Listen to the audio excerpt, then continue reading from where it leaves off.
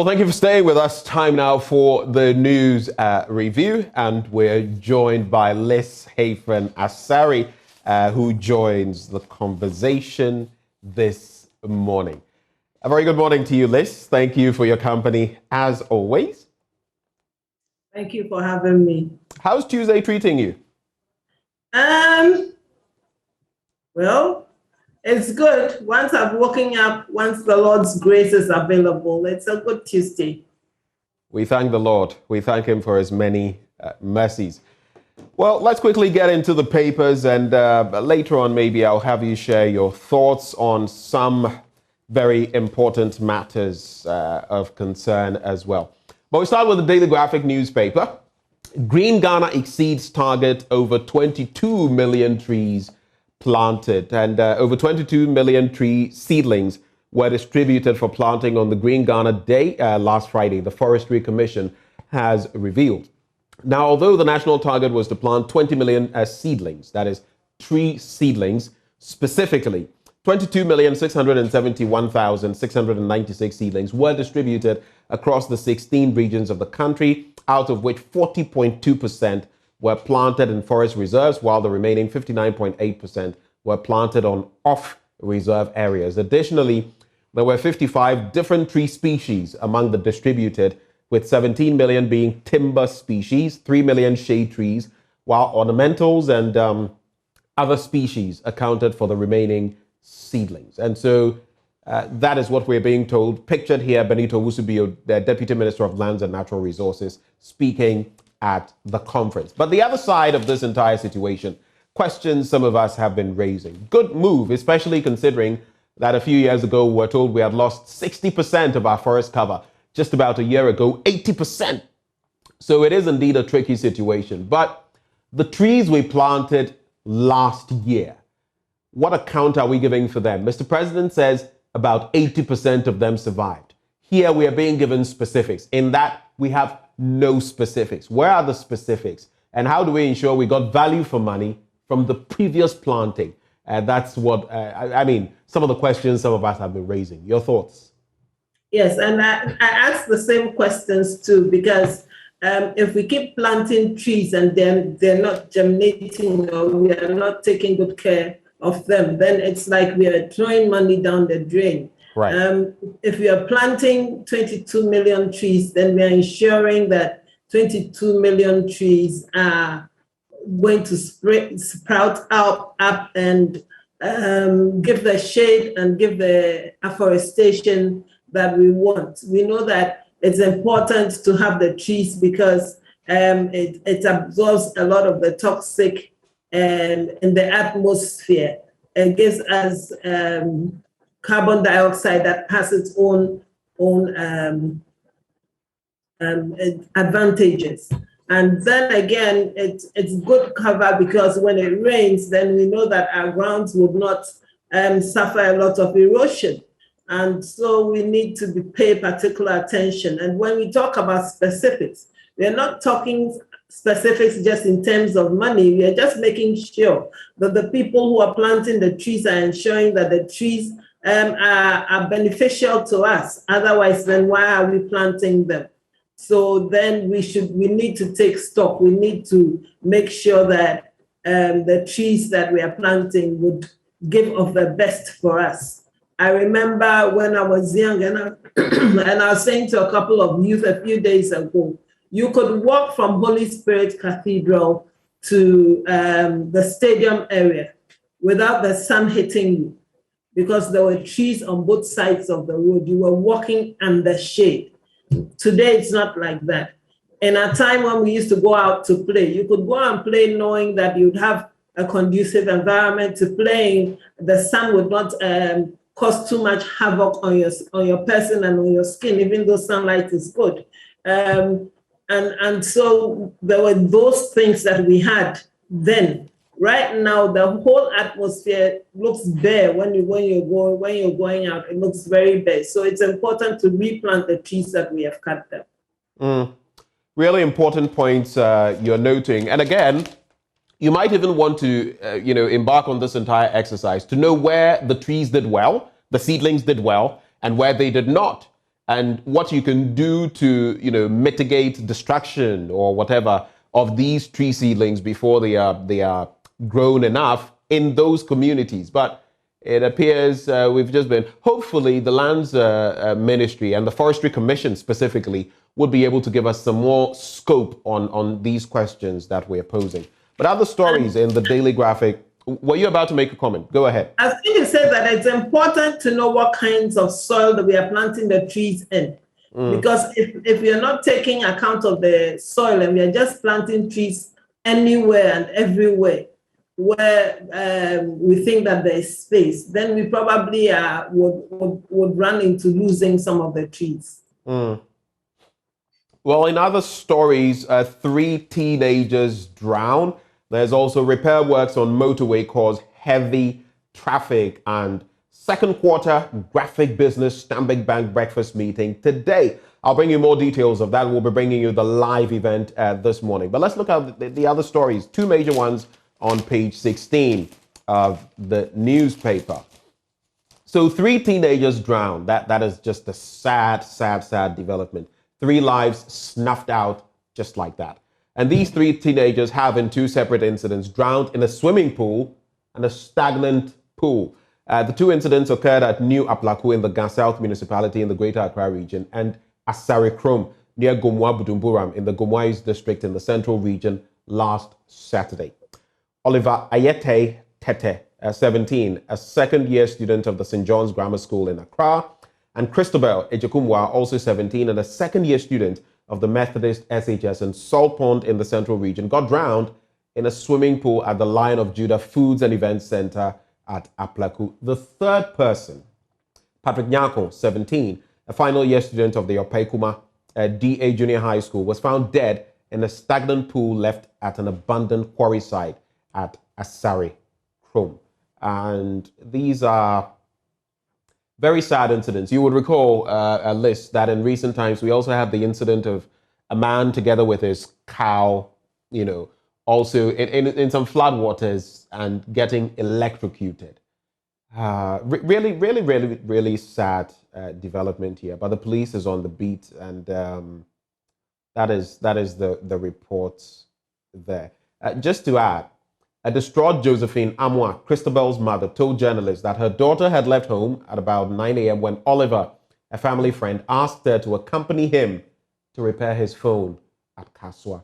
However, she said the 2 failed to return, only for her father to break the news of their death to her later in the night. Really sad, heartbreaking, really.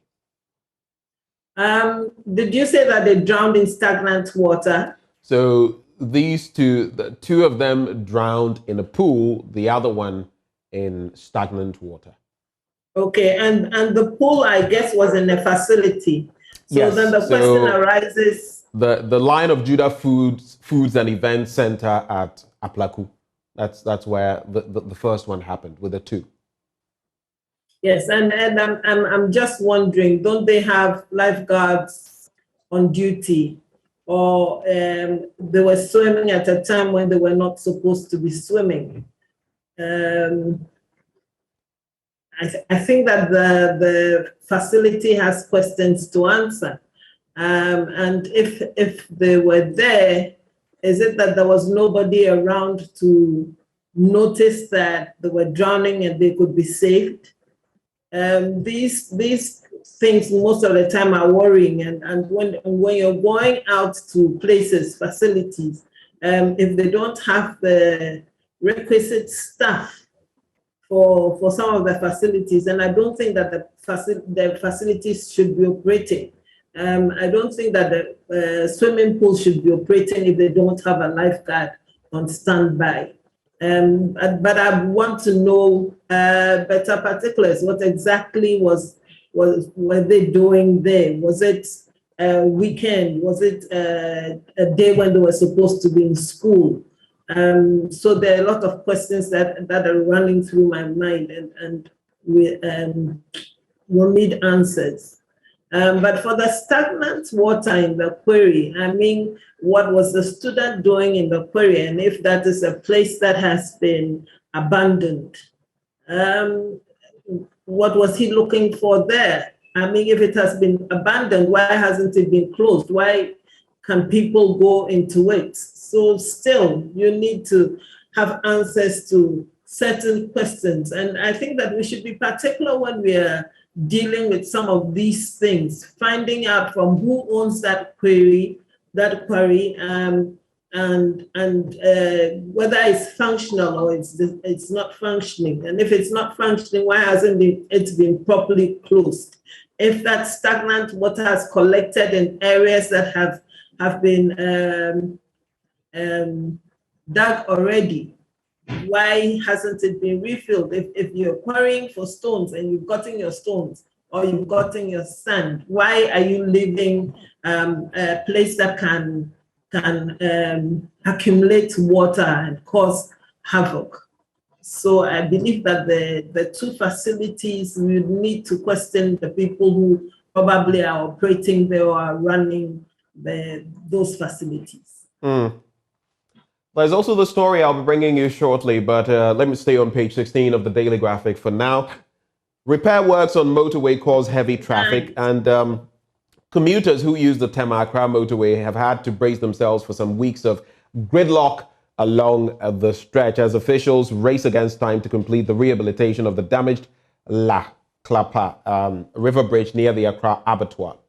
Now, the rehabilitation work, which entered the second week yesterday, have seen officials of the Ghana Highway Authority create a 1 kilometer diversion on the Accra-bound stretch into the Tema-bound lane to allow for the removal of the damaged concrete slabs on the bridge. The situation created heavy vehicular congestion, which lasted the entire day yesterday, worsened during the rush hours, and a journey that ordinarily took between 20 and 30 minutes started taking over 2 hours. And we have some people who use the stretch from here, right here, share their experiences as well. And with the situation affecting the Tema Beach Road, the other Tema Accra routes, drivers had to look for alternative ways to avoid the gridlock on the motorway. But here's the good part. Yesterday, we interacted with some engineers of the Ghana Highways Authority, and they told us, look, once people had suggested that you can do this at night so that at day we don't have to bear the brunt of the repair work. But they said, no, first of all, you have to do the work. The concrete must cure before it is usable. It's impossible right now. So you simply can't use that stretch. You have to use the beach road or other alternative routes. But in the meantime, it's creating some heavy traffic. Mind you, fuel prices have gone up. I didn't notice until I tried filling my tank, I should say, not filled. I attempted and found out that I couldn't because every week or so, every 2 weeks, you realize that what it took you to even fill your tank has increased again. I've moved from around 200, less than 250 now. I'm spending over almost 500 sometimes to fill my tank. So let's say I attempted filling it. And then it hit me that there had been an increment. We're here, there just might be another increment. So considering all these factors, it is hell for people. And we don't have a good transport system. So you decide to park your car and probably get on a bus or a train from Tema to Accra. You definitely have to drive if you want to get where you're going.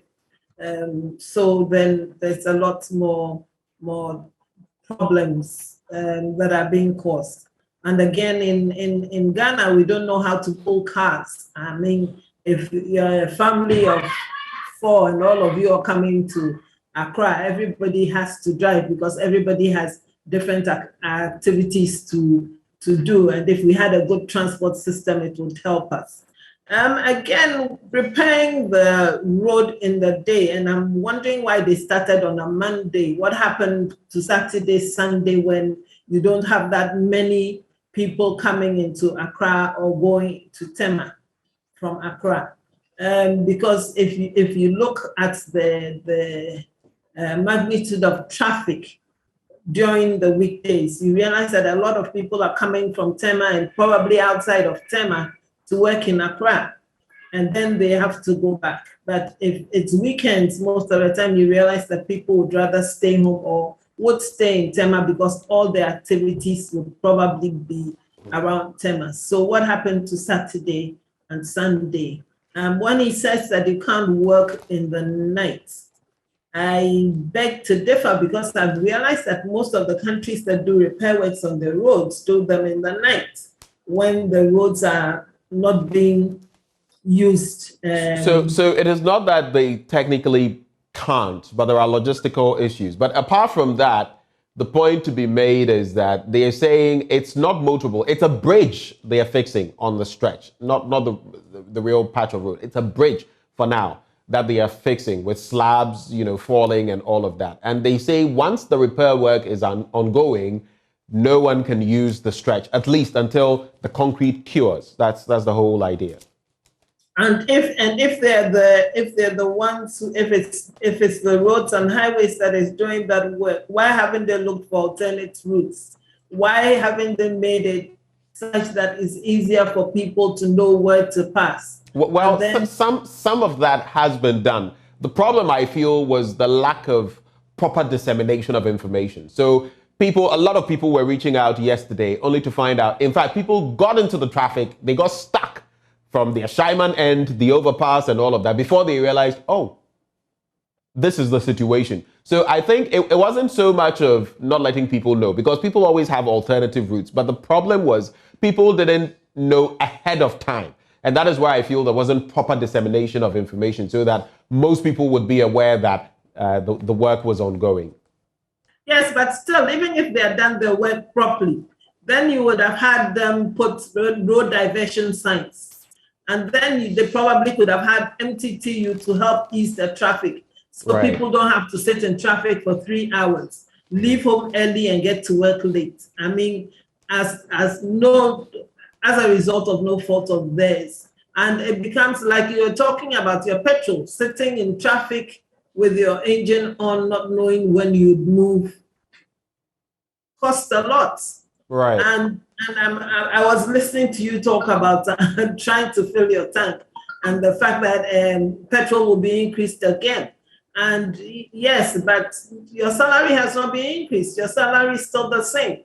And so you have to manage. And when you're managing, what are you doing? Are you taking from somewhere to fill in some other place so you can still go to work and earn what would not keep you for the month? So I think that when we are rolling out these things, we should be sensitive to the plight of those who use that facility all the time, who use that road, who come from Tema to Accra, who go from Accra to Tema all the time. And if you're doing something very comprehensive, then you should think about them as well and make sure that you have put in place other measures that will be convenient for the users of the road. Right. Let's do some politics-related news. And in Parliament this week, Finance Minister Ofori Atta will be briefing the House on the COVID-19 expenditure. And at least some of us can smile at this one. Finally, we'll get more detail when it comes to our COVID-19 expenditure. I feel if we do more of this, that every little bit, for every peswa, we have our leaders accountable, and rendering account to us, holding their feet to the fire.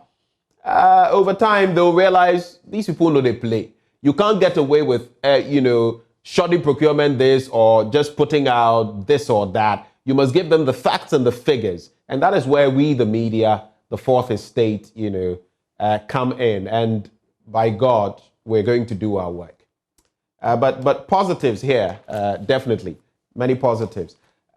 Yes, and I think that it behoves on government to give out information as regularly as possible, because the information is for the people anyway. And if you hold it close to your chest and there's not enough transparency, then there's a lot of speculation. Right. And when people begin to speculate, even if you come and clear the air, their minds are made up already. So it's better to put the information out there if it's not going to cause any problem. I mean, The more transparent you are, the better for you as a government. And again, when you're transparent and people have the information, then they can make the informed choices that they need. And if you keep the information close to your chest and people do not know, anybody can throw anything into the mix, and the people won't know any better. Well, let's also look at this one. Tackle Green Ghana projects with all seriousness. I'm just going back a bit to that bit about planting trees. And it's been spoken about. This is an editorial piece. The event versus the process, tree replacement, the role of the citizenry and traditional authorities. But I'd like to link that to this story. Oti region, we know that the regional minister, in recent times, the NDC celebrated June 4. And they planted some trees in a school facility. And interestingly, curiously, this is the response of the OT Regional Minister, Joseph Makubu, who has ordered the removal of all the trees that were planted, Muntutu, by the opposition NDC as part of the party's celebration. And why? He says the school is it's an educational facility and not appropriate for a tree planting exercise. And he also says that June 4 brings back a lot of negative memories. And so it wasn't a good day for them to plant trees because it would come back. It would just be more of commemorating the sad actions that will come and, remind people of their loss. Let me leave you to talk. Please don't, because I'm trying to make sense of exactly what he said. I'm trying to. I'm trying hard to make sense of what he said. I mean, planting trees to commemorate something for a set of people. And when you said NDC celebrated June 4th, I laughed because I know people who are not NDC who celebrate June 4th. They probably won't come out and stand and make noise about it, but they do celebrate June 4th. And planting of trees, even if it's commemorating something that in your view is negative, because it is positive to somebody else. We are talking greening Ghana, and we're looking at a bigger picture. If it's a school facility, I believe that trees in schools have a positive impact on the schools. Because I remember doing a few of my especially, I'm sorry, but especially in schools, and this is the Kwasa Senior High School, by the way, but especially in schools where you want, it's a positive. I remember being in school and some of so I find it even staggeringly curious that he would say it's a school facility, so, So you can't plant trees, but I was just going to say that some of our lessons were done under trees. If the classroom was hot, they took you outside to sit under the tree. It was a place where we could go and sit and read. It was a place where you could go and sit and cool off. And if this is a secondary school, then you don't want to be in the classroom all the time. It's good to sit outside sometimes and get a lot of fresh air. So what exactly is he kicking against? I'm trying hard to understand his reasoning. Because you plant trees on June 4, a few days later, you have Green Ghana Day. I think we should be saying hooray. I mean, I don't care about the political elements. And you know what this reminds me of? NDC did this, so we'll not continue it. NPP did this, so we'll not continue it.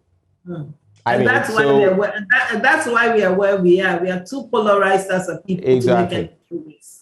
Let's do this quickly. Second quarter Graphic Business Stanbic Bank breakfast meeting today. And the second quarter edition of the Graphic Business Stanbic Bank breakfast meeting comes off. The theme is tackling unemployment to create wealth opportunities for Ghana, and is expected to serve as a major platform for participants to discuss one of the major problems facing the country, unemployment. The event, which will attract experts from academia, the business community, as well as human resource practitioners, will suggest ways by which government can accelerate efforts to address the problem. Now, those featuring Nanos Ebonsu, president of the Private Enterprises Federation. There's Florence Hope Wudu, managing consultant, Purple Almond Consulting Services, and Dr. Eduwusu Sarkodie, economics lecturer, University of Ghana. If you have the opportunity, don't miss that. But let's quickly look at the Ghanaian Times list, your favorite newspaper. My mother newspaper. Your mother newspaper, of course. National Yes, Cathedral they really Project. trained me. Pardon me. They really trained me. Yeah, yeah, we're fully aware of that. And look at you. Look at you. We're grateful. National Cathedral Project will pay off, Ken Ofori Atta says. You know, Ken has been speaking in recent times. He says the spirit of the nation and, you know, the soul of the nation and the fact that we have some things to do, but of course, there is also the spirituality, you know. So we're expending the seed money, $25 million, in a country where some kids don't even know what a computer looks like.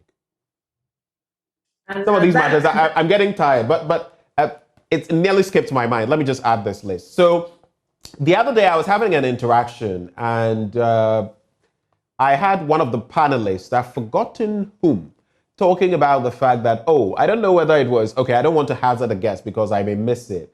I think it was yesterday with Musa Superior.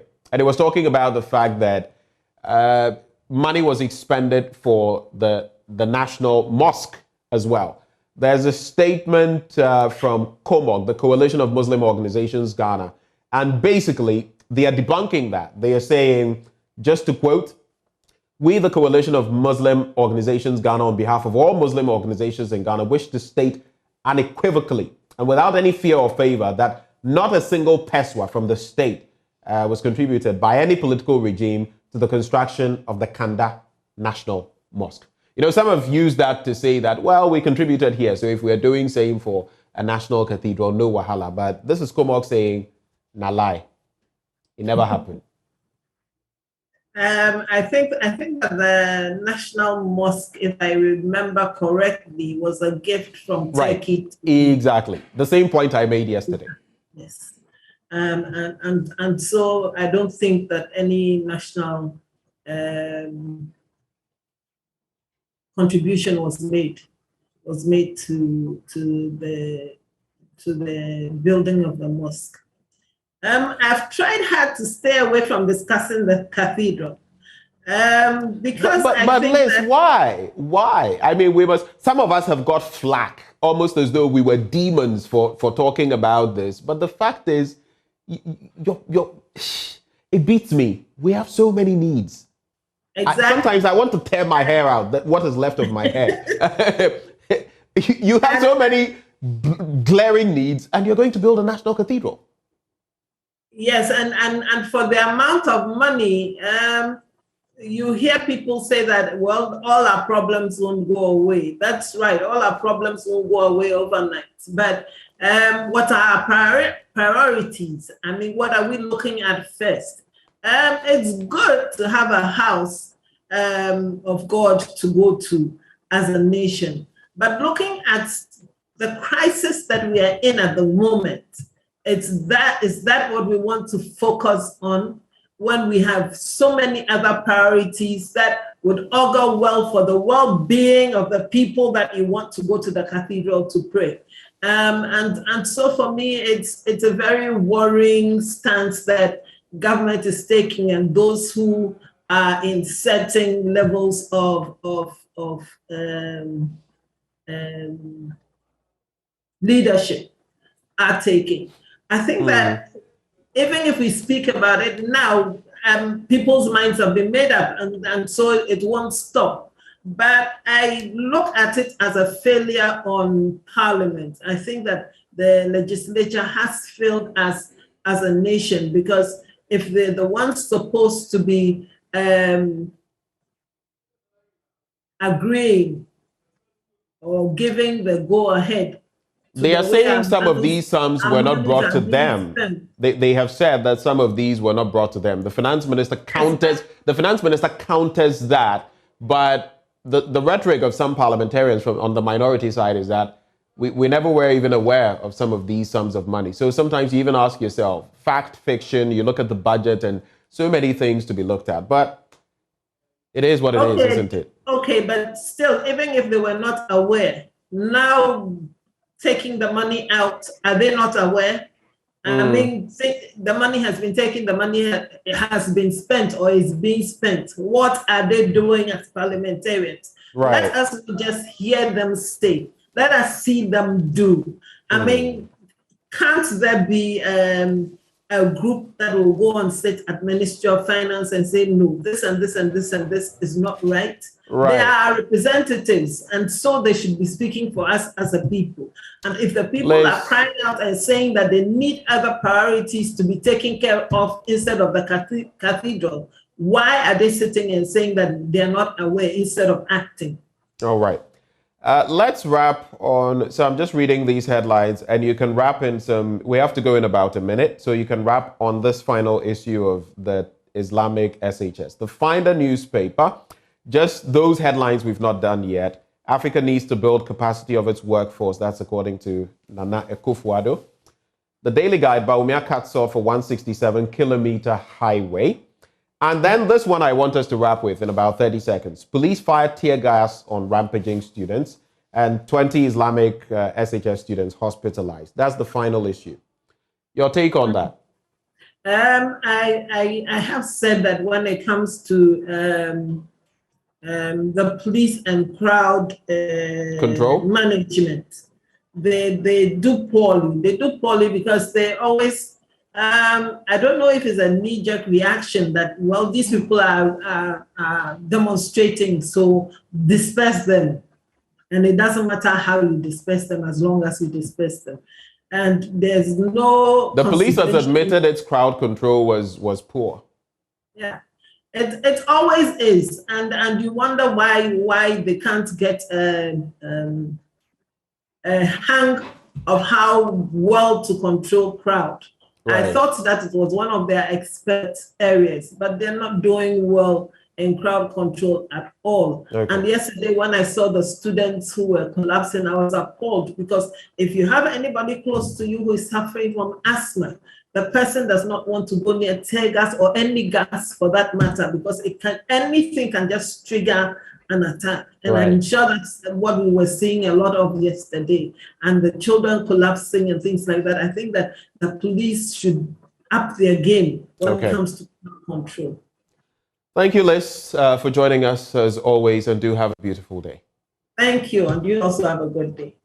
Right before we get into sports, a happy birthday to three lovely people. Samantha Ewenam Oklu, today is your birthday. Happy birthday to you. Razak Larry is a cameraman with us. Today is your birthday as well. God richly bless you. And Derek Ekosam, my producer. Today is your birthday. We'll do something later, but this one just for reasons.